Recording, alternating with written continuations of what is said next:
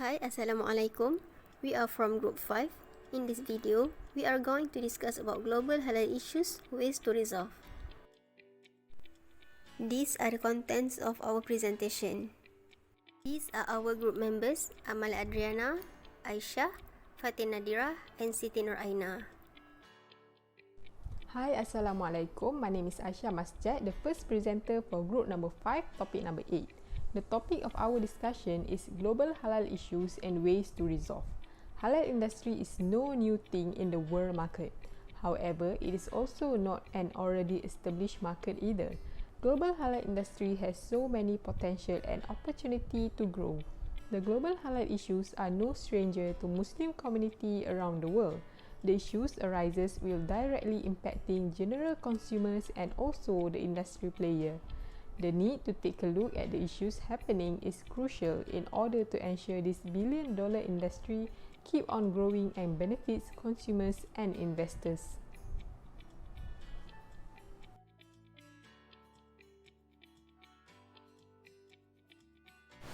Now let's take a look at the first subtopic, foodborne disease among livestock.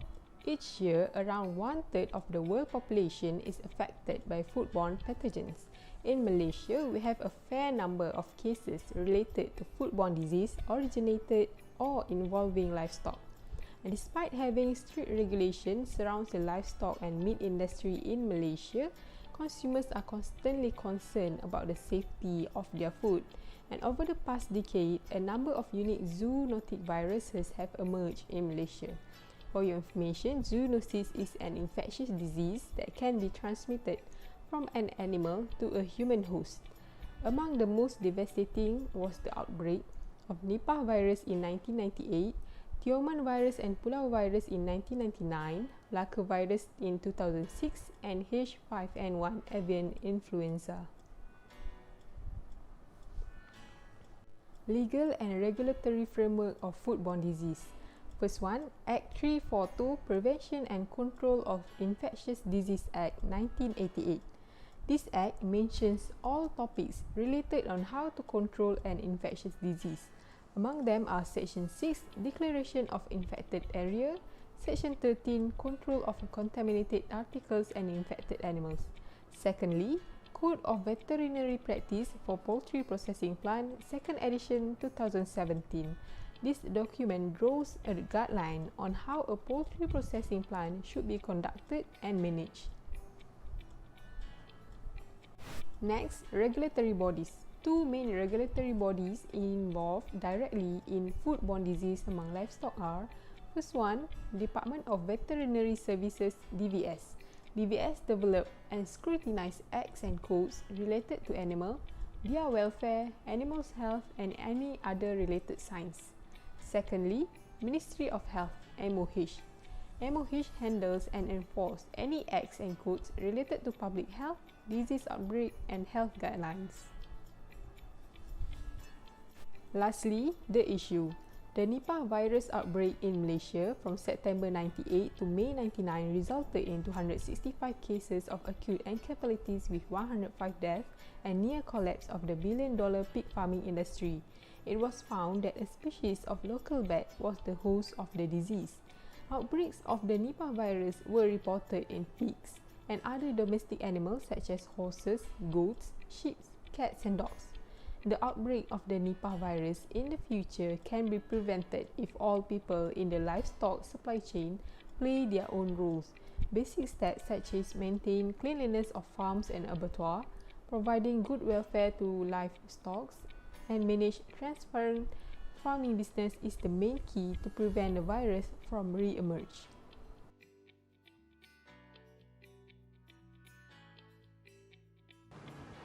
Halal animal feed is among the basic requirements in halal food preparation.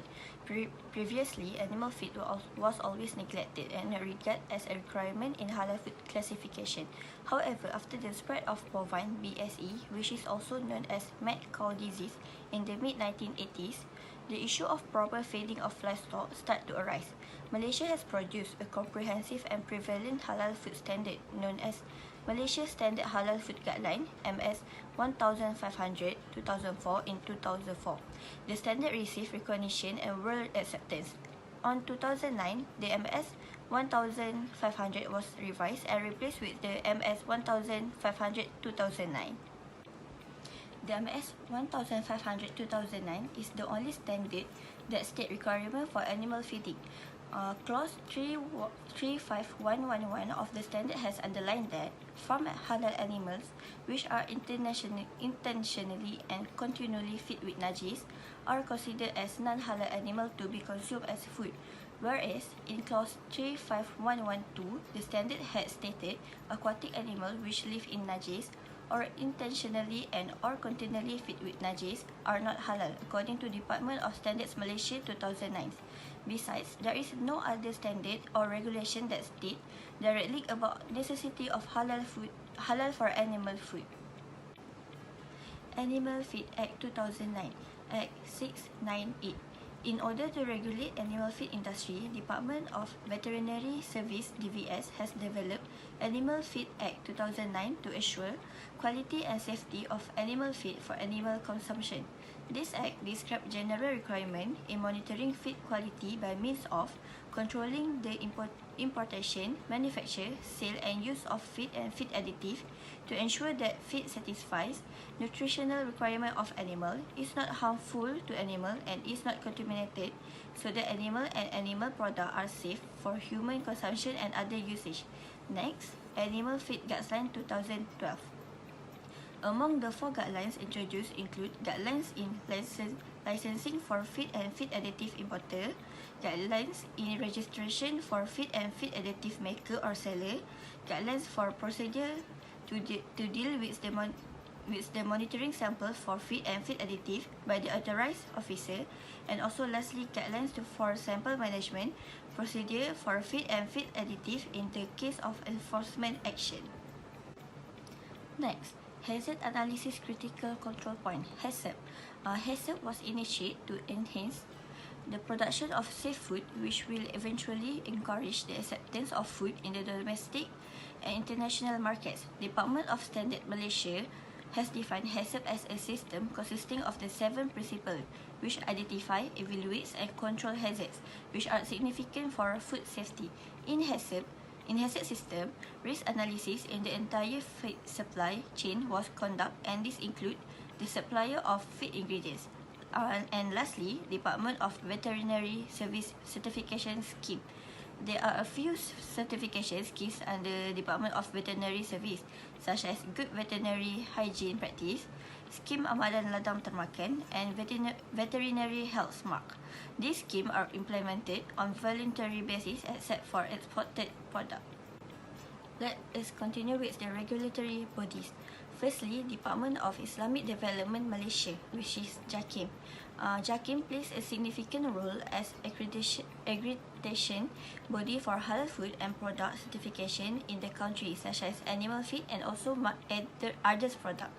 Secondly, Department of Veterinary Service (DVS) developed Animal Feed Act 2009 to assure quality and safety of animal feed for animal consumption and also for animal safety. And lastly, Department of Standard Malaysia, which is DSM. DSM responsible in developing a halal standard known as the MS 1500 2009 and also the other standard and guidelines. And next, let us continue with the issue. The issue of halal animal feed had been discussed by Muslims in Malaysia and also worldwide. Latest news related to the issue is the utilization of pig carcasses as a food for cultured FATIN in Ipoh, Perak. Pig skulls and bone were spotted at the base of a freshwater fish pond after the pond creaked and dried. According to Muhammad Noor, Kingdom of Saudi Arabia had restricted the importation of live sheep in 2003 as claimed to be fed with feed. The United Arab Emirates in 2006 had also restricted the importation of sheep and goat for similar reason. Similarly, in Pakistan, animal feeds that contain swine element are restricted for import in the country. This typical practice in animal feeding have therefore increased the concern of cancer risk probability of PSE. Halal standard related to halal animal feed should be established at the national level to strengthen the implementation of the Animal Feed Act towards regulating safe and also halal feeds and feeding practice. In addition, certain amendments should also be made to the existing law relating to the animal feed so as to include important elements and requirements for the production, importation, manufacture, sale and use of halal feed.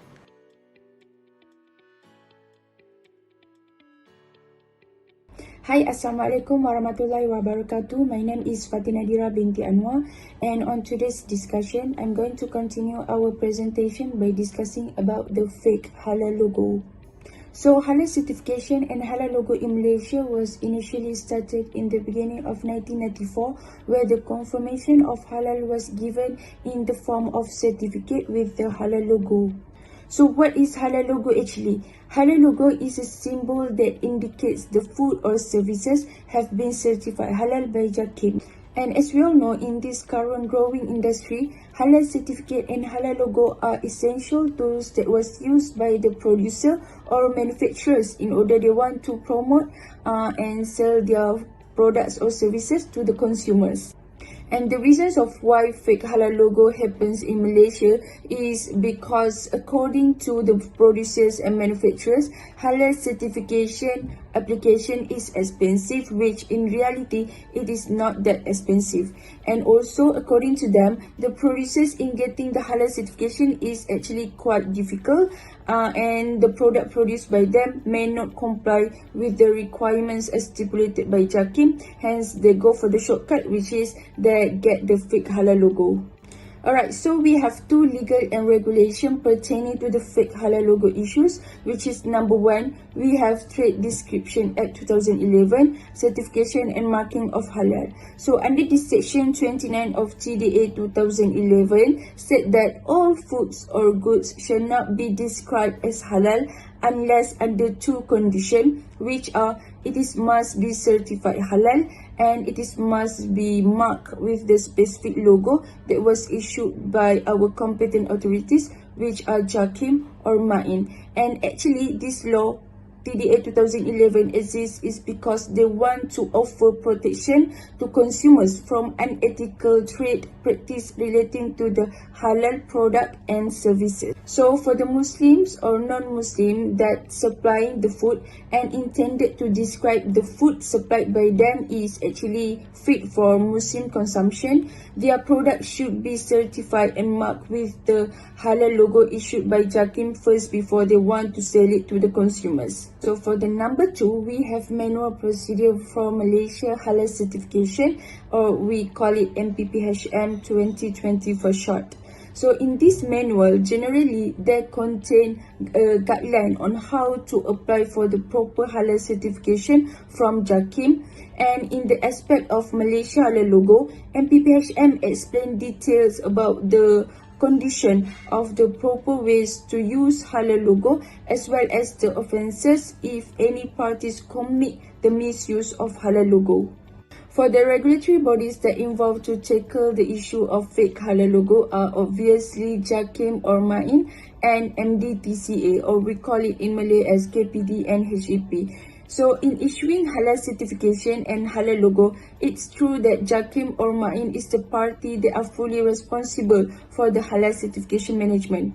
However, we need to understand that in general practice reveals that neither JAKIM or MAIN is a party that responsible for the infringement case of the Act and Order. Okay, in all cases, the one who is going to be responsible to infringement of the cases of the Act and Order of TDA 2011 is the one and only KPD and HEP. So the roles of KPD and HEP is actually include in ensuring there are no abuse happen in the business practice in regards to the halal logo and halal certificate. Alright, so as you can see, this is just several issues of halal food fraud and fake halal logo issues that ever happened in Malaysia recently. So the first picture is the meat cartel scandal in Johor Bahru, which happened in December 2020 last year, where they're repacking the meat with fake halal logo. And the second picture is a case which happened in Kajang, where a Muruku making premise is using a fake halal logo that happened in July 2020 last year as well. And the last one is the picture of snack food factory, which happened in Perak in 2019, where they used halal logo JAKIM without permission and approval from JAKIM. So for every problem, they must have ways to resolve it. And for the issue of the fake halal logo, we have come up with the 2 ways in order we want to reduce the fake halal logo issue from happening again in the future. So number 1 is through education and awareness effort. I believe that with a sufficient and adequate awareness delivered to the consumers and fruit producers regarding the halal education, it will benefit various parties, as the consumer will become more aware when they're purchasing products, and the fruit producers as well will know the proper ways in applying for halal certification. And another way to reduce these issues is by conducting more stricter and stringent of supervision. Means that our government or our authorized bodies need to have more random inspection to all premises out there, and need to give severe punishment to whoever found to use halal logo without permission or to misuse the halal logo by using fake halal logo in Malaysia. Assalamualaikum, I am Siti AINA. The next global halal issue is traceability system. We will start with the history of the traceability. The term traceability appeared in the agribusiness sector in the midst of 1990s. According to ISO standard 8402, it is the ability to find history, the use or the location of an entity by means of registered identifications. It is generally accepted that the term traceability became important in 1996 during or after the milk crisis in Europe. The word traceability became the title of Article 18 of the EU Regulation 178/2002. According to Food Safety Authority of Ireland, Regulation number 178/2002 established the foundations of food legislations in order to safeguard human health and consumer interests. It covers all stages of feed and food manufacturing, processing and delivering. At all stages of manufacturing, food must be entirely traceable. At the very least, the interested party must be able to follow the one step forward and one step back method to trace. Next is guidelines for halal traceability.